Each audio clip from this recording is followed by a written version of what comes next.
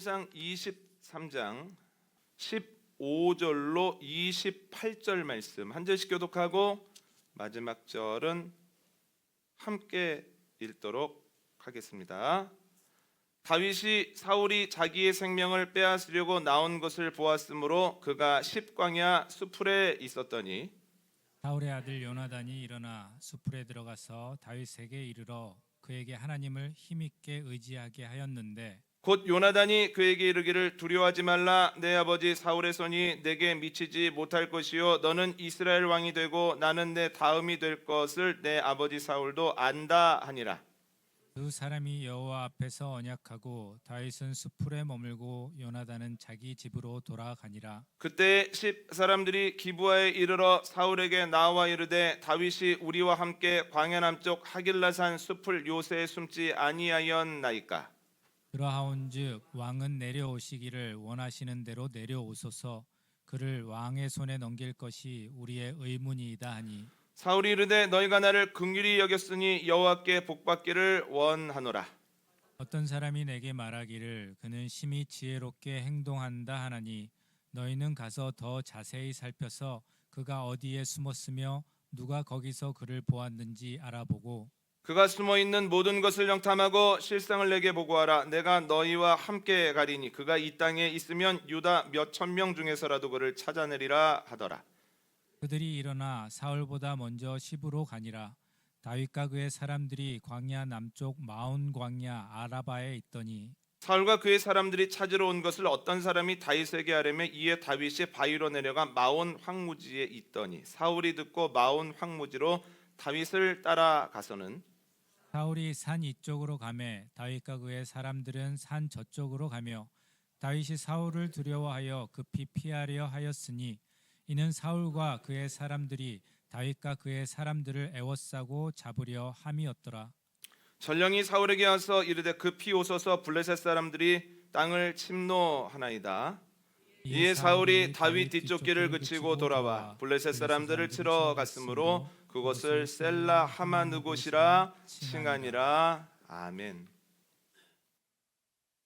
우리가 성경을 읽으면서 잊지 않아야 하는 사실은 신앙의 선배들도 우리와 같은 사람이라는 겁니다.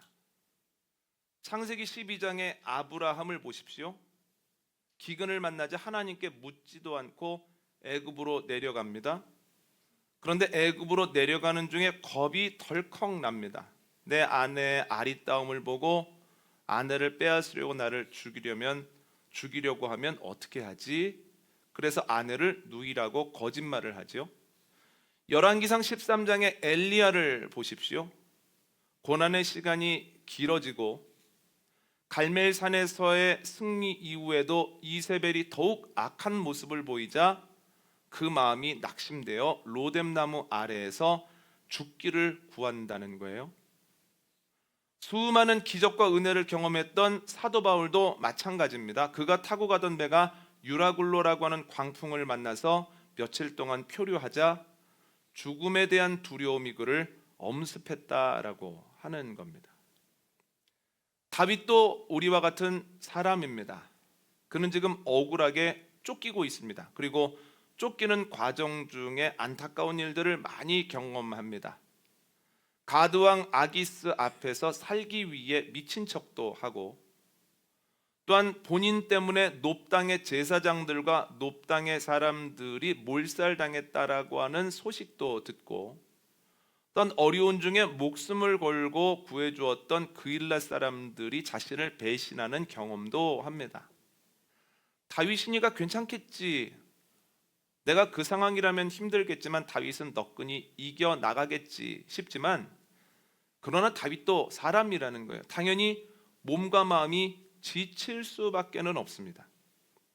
그런데 그때 요나단이 갑자기 찾아와서 자신을 위로하는 겁니다. 하나님이 그에게 하셨던 약속을 확인시켜 주는 겁니다. 은혜죠. 그런데 여러분, 그의 말을 듣고 힘을 내고 있는데 그때 그가 도망가 있는 십광야의 사람들이 사울에게 사람을 보내어 이야기합니다. 다윗이 우리 쪽으로 왔습니다. 내려오시면 우리가 그를 넘겨드리겠습니다. 위기죠. 다윗은 이 사실을 알 리가 없습니다. 이제 시간이 조금 지나면 다윗은 사울에게 잡힐 판입니다.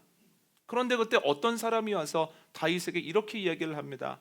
사울이 이리로 내려오고 있답니다. 빨리 피하셔야 합니다. 그래서 다윗이 빨리 피합니다. 은혜죠. 그런데 사울이 포기하지 않고 계속해서 다윗을 쫓는데 얼마나 집요한지 시시각각 어려움을 당하는 거예요. 사울의 추격은 위기라는 겁니다. 점점 어려워지고 있다, 큰일 났다 하는 그 순간에 갑자기 전령이 와서 사울을 만납니다. 블레셋이 쳐들어왔습니다. 빨리 올라오셔서 그들을 막아주셔야 합니다. 그래서 사울이 다윗을 뒤로 하고 올라갔다라고 하는 것이 오늘 본문의 내용인데, 이것은 은혜라는 거예요. 여러분, 지금 다윗은 하나님의 계획 안에서 왕이 되기 위한 길을 걸어가고 있습니다. 훈련을 받고 있는 겁니다. 그런데 그 과정 가운데에서 계속해서 은혜와 위기가 교차하고 있다라고 하는 거예요. 즉, 하나님이 다윗을 왕으로 빚어가시는 과정은 은혜와 위기가 교차하는 여정이라는 거예요. 이게 확연한 특징입니다. 우리가 인생을 살아가고 또한 신앙생활을 하는 데에서도 은혜와 위기가 계속해서 교차합니다. 왜 그럴까요? 하나님이 우리를 왕 같은 제사장으로 빚어가시는 중이기 때문이에요. 우리가 이 여정을 통해서 왕 같은 제사장으로 세워지기 위해서는 이 길을 끝까지 걸어가야 하는데, 이 길을 끝까지 걸어가기 위해서는 두 가지를 알아야 됩니다. 첫 번째 알아야 되는 게 뭐냐면, 우리가 만나는 은혜와 위기의 특징을 알아야 된다라고 하는 거예요. 우리는 요나단이 끝까지 다윗의 편에 섰다고 하는 그 결론을 알고 있기 때문에 오늘 본문에 나오는 요나단의 행동을 당연하다고 생각을 합니다만, 생각해보면 그렇지 않다는 거예요. 요나단은 사울왕의 아들입니다. 그것도 장남입니다. 그래서 다윗이 죽었을 때 가장 큰 득을 얻게 되어지는 것은 요나단입니다. 그리고 가장 변하기 쉬운 것이 사람의 마음입니다. 그렇다면 예전에는 요나단이 다윗을 사랑했고 다윗을 지지했고 다윗과 맹세했으나 어느샌가 마음이 바뀌어서 누구보다도 열심히 다윗을 붙잡으러 다닌다고 해도 이상할 것이 없는 상황이라는 거예요.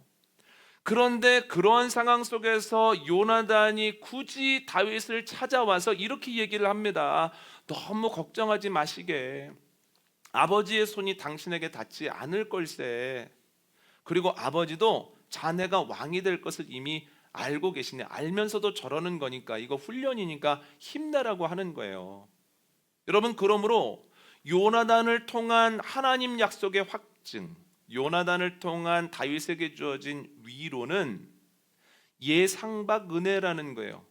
요나단이 와서 했던 그 말입니다. 그런데 오늘 본문을 보면 예상박 사건은 그뿐만이 아니라고 하는 거예요. 오늘 본문 19절 한번 읽어볼까요? 오늘 본문 19절 말씀 함께 읽습니다. 시작.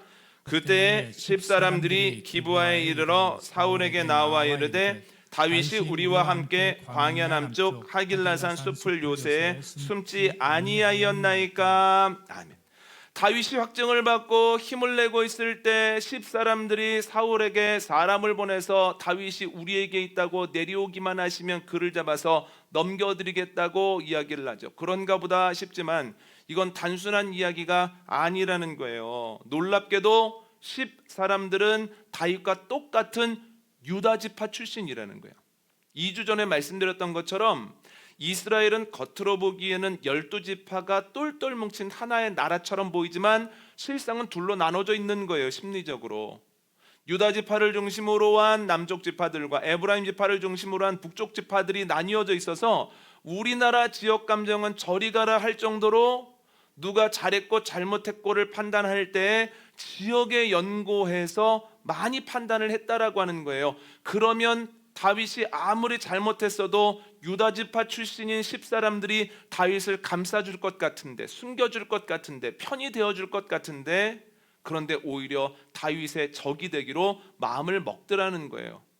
왜 그럴까를 생각해 보면 다윗이 왔었다라고 하는 것을 알리지 않은 아히멜렉과 제사장들이 변을 당하고 그일랏 사람들도 알리지 않았다가 변을 당할 뻔하지 않았습니까? 그것을 보고 학습을 했을 수도 있지만 그것을 감안하더라도 본인이 먼저 가서 다윗을 우리가 잡아놓을 테니까 빨리 내려오시라고 하는 것 자체가 너무나 이상한 일이라는 거예요. 그래서 이걸 어떻게 정리할 수 있냐면 10사람들이 사울에게 사람을 보내어 다윗이 여기에 왔노라고 적극적으로 우리가 돕겠다라고 이야기하는 것은 예상박 위기라는 거예요. 다른 사람은 몰라도 너희들이 그러면 안 되지, 같은 지파 사람들인데 좋을 때는 몰라도 어려울 때 이러면 안 되지 라고 이야기할 만한 충분한 상황이라는 거예요.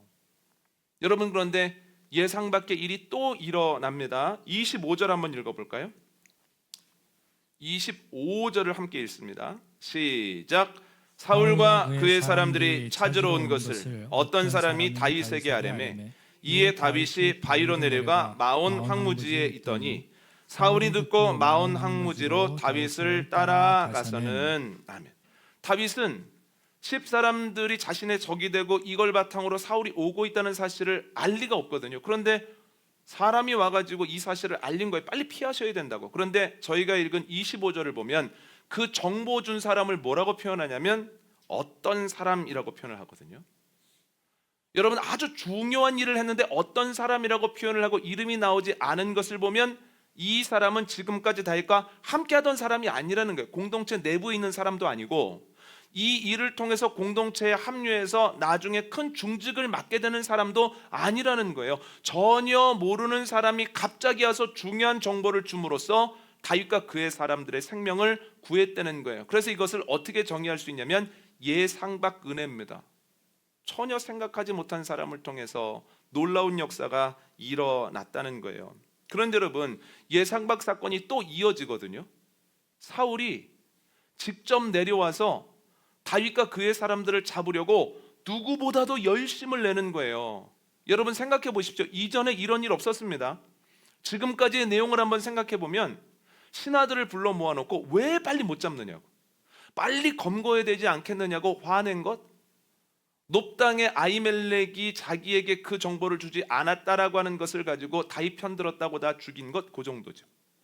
그일라에 있다는 이야기를 듣고 내려가려고 하다가 다윗이 떠났습니다는 이야기를 듣고 안 내려가. 그리고 안 내려가거든요. 보통 사람을 시키는 형태로 일을 하거든요. 그런데 이번에는 사울이 적지 않은 인원들을 인솔하고 다니면서 다윗을 잡으려고 적극적으로 힘을 썼다는 거예요. 그것 때문에 다윗이 위기를 맞게 되었다라고 하는 거죠. 전에는 그러지 않았는데 갑자기 이런 행동을 한다? 이걸 어떻게 해석할 수 있겠습니까? 다윗에게 예상 밖 위기가 왔다라고 하는 거예요. 두려울 수밖에 없죠. 그런데 이것으로 예상 밖 사건이 끝난 건 아닙니다. 오늘 본문 27절 28절 한번 읽어볼까요?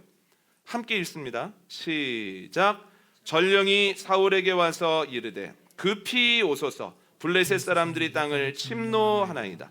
이에 사울이 다윗 뒤쪽 길을 그치고 돌아와 블레셋 사람들을 치러 갔으므로 그곳을 셀라 하마느 곳이라 칭하니라. 아멘.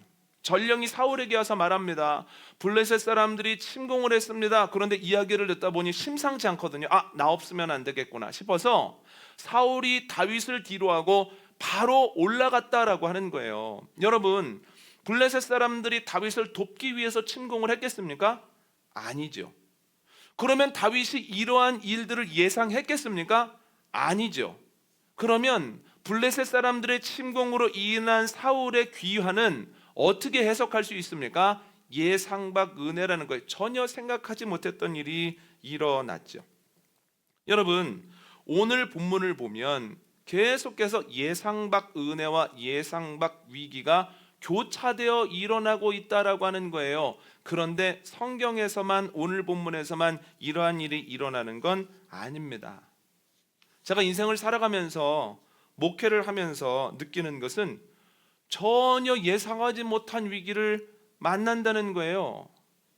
안심하고 있었는데 갑자기 일이 일어납니다.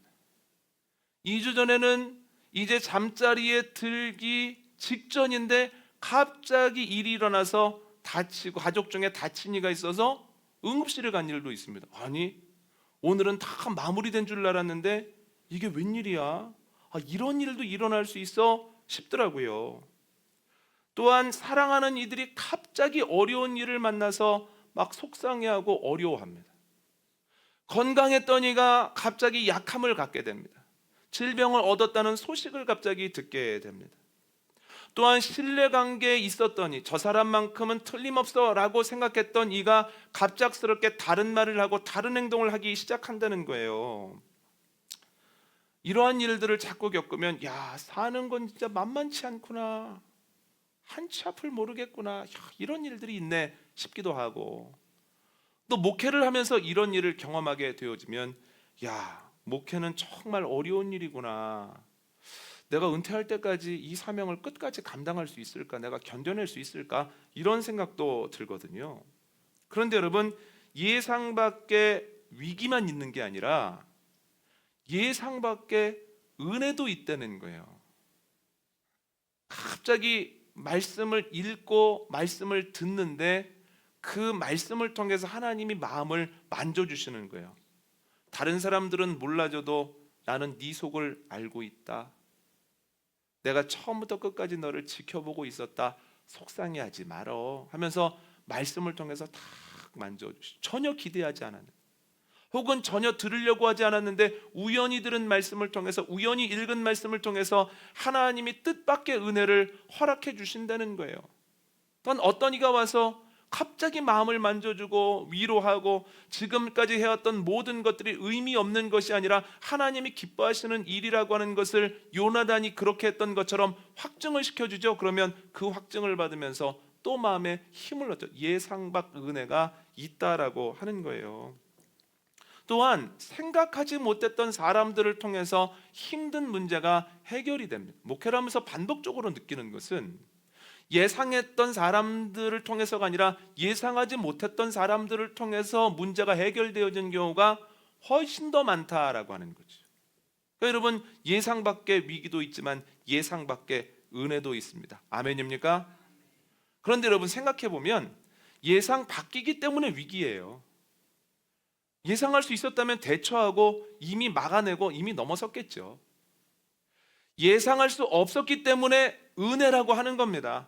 예상할 수 있었으면 내 노력이고 내 실력 아니겠습니까? 그래서 예상 밖으로 만난 어려움이기 때문에 우리는 그것을 위기라고 부르고, 예상하지 못했던 일들로 우리의 마음을 만지시기 때문에 그것을 우리는 은혜라고 부른다는 거예요.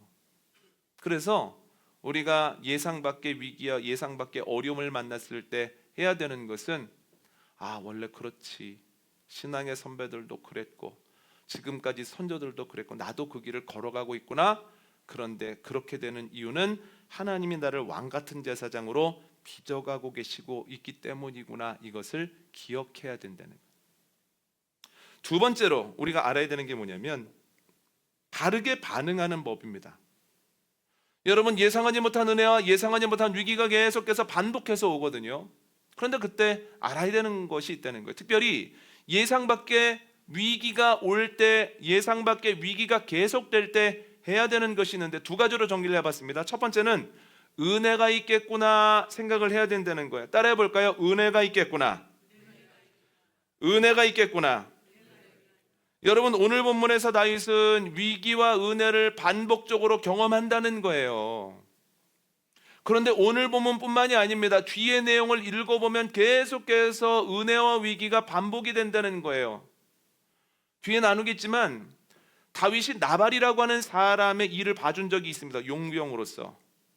그런데 그때 자기가 마땅히 받아야 되는 보수도 받지 못하고 오히려 나발이라고 하는 사람이 다윗과 그의 사람들을 모독합니다. 얼마나 화가 나는지 자기 사람들을 모아서 나발과 그의 집안의 모든 식구들을 죽이려고 진군을 하거든요. 위기입니다.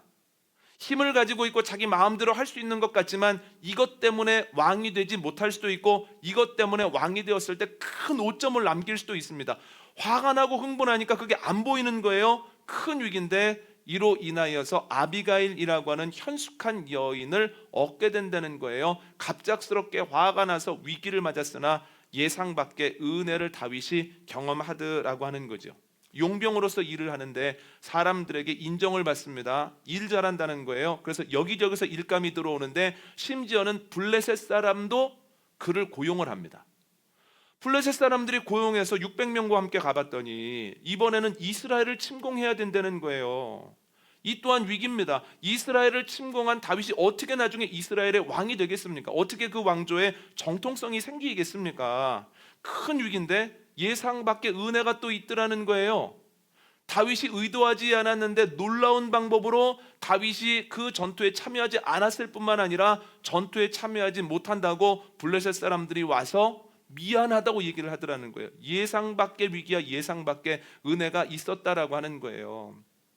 이제 은혜를 경험하고 자기의 성읍으로 돌아왔는데 누군가가 그 성 시글락을 습격을 해서 모든 걸 다 가지고 왔습니다. 사람도 다 끌고 갔습니다. 위기죠. 그의 부하들이 얼마나 화가 나는지 돌을 들어서 다윗을 치려고 합니다. 그런데 그 위기 속에서 다윗이 하나님께 기도함으로 힘을 얻고 또한 하나님의 인도하심 따라 그들을 쫓아가서 침으로 모든 것을 되찾았을 뿐만 아니라 그들이 가지고 있었던 것까지 취하게 됐다는 거예요. 예상 밖 위기와 예상 밖 은혜가 있었다라고 하는 거죠. 전리품을 가지고 돌아온 거 좋은 거 아닙니까? 그런데 또 위기가 생깁니다. 서로 부하들끼리 싸워요. 처음부터 끝까지 다 싸운 사람이 있고 중간까지 싸우다가 멈춘 사람이 있거든요. 그래서 처음부터 끝까지 싸운 사람하고 중간에 멈춘 사람하고 어떻게 똑같이 전리품을 갖느냐라는 문제를 가지고 웅성웅성 막 시끄러워지면서 또 분위기가 안 좋아지는 위기를 맞이하게 되는데 그 위기 때문에 다윗이 아주 공정한 법을 만들었다라고 하는 거예요. 왕이 되기 전에도 끊임없이 오늘 본문 이후에도 위기와 은혜가 반복이 되더라고 하는 거죠. 왕이 되면 끝났을까요? 아니요. 왕이 된 이후에도 똑같습니다. 왕이 된 이후에도 하나님이 어디를 가든지 이기게 하시는 은혜를 경험하는가 하면 다윗이 어쩜 이럴 수가 있나 싶을 정도로 그 넉넉함과 평안함을 가지고 죄를 지어서 하나님 앞에서 부끄러운 행동을 할 수밖에 없었다는 거예요. 그뿐입니까? 다윗이 자녀가 많거든요. 복을 받은 거고 예상의 은혜인데 그 많은 자녀들이 자기들끼리 또 싸워서 큰 어려움을 갖고 오더라는 거예요. 제가 드리고 싶은 말씀이 뭐냐면 계속해서 은혜와 위기는 반복이 된다는 거예요. 여러분, 계속해서 은혜만 경험하는 사람 없습니다. 계속해서 위기만 경험하는 사람 없습니다. 이게 계속 반복되거든요. 그런데 위기가 한 번, 두 번, 세 번 오면 이런 마음이 듭니다. 왜 내 삶에는 이렇게 어려운 일이 많아? 왜 이렇게 내 삶은 간단치가 않아? 하나님을 알지 못하는 사람들도 평탄하고 형통한 것 같지만 왜 나는 이렇게 어렵게 지내야 돼? 하나님 계신 거야? 하나님 나를 사랑하시는 거야? 그렇다면 내 삶이 어떻게 이럴 수가 있나 싶거든요. 그런데 우리가 그때 기억해야 되는 게 뭡니까? 하나님께서는 예상 밖의 위기만 주시는 것이 아니라 예상 밖의 은혜도 넉넉하게 주신다는 거예요. 한번 찾아볼까요? 전도서 7장입니다.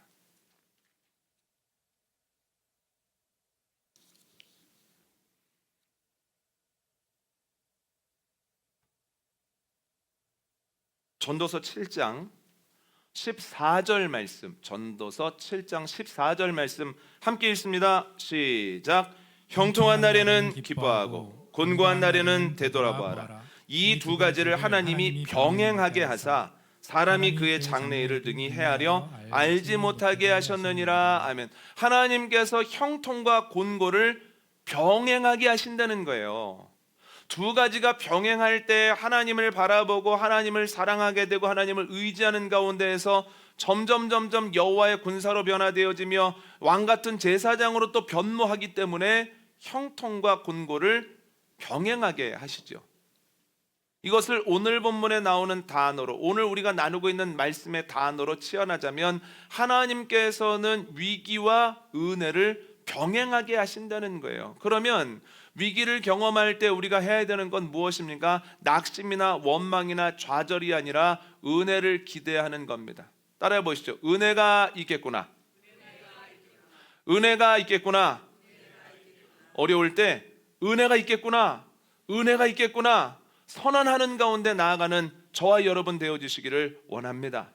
또한 자녀들에게도 똑같이 말씀해 주셔야 됩니다. 자녀가 때로 힘들어하고 어려워하잖아요. 잘 안 풀릴 때, 왜 난 이렇게 안 돼요라고 할 때, 왜 이렇게 안 되니? 왜 이렇게 어렵니? 하는 것이 아니라, 또한 지혜로운 세상 사람들이 할 수 있는 것만큼 이 또한 지나가리라, 다 지나가더라 에서 멈추는 것이 아니라 뭐라고 해야 된다고요? 그렇죠. 은혜가 있을 거다. 따라해 보세요. 은혜가 있을 거다. 은혜가 있을 거다.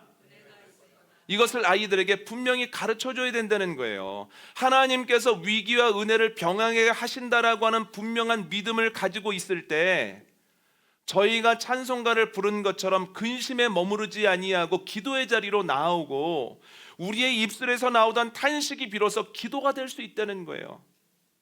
어려울 때, 위기를 맞았을 때 은혜가 있을 거야, 은혜가 분명히 찾아올 거야, 믿음으로 나아갈 때 기도하면서 믿음 가지고 어려운 시간을 이겨나가는 저와 여러분 되어지시기를 원합니다. 두 번째로 기억해야 되는 게 뭐냐면, 은혜가 승리한다라고 하는 것을 알아야 된다는 거예요. 여러분, 방금 살펴본 것처럼 오늘 본문을 비롯하여 다윗이 왕이 되기 전까지 은혜와 위기가 계속해서 교차하지 않습니까?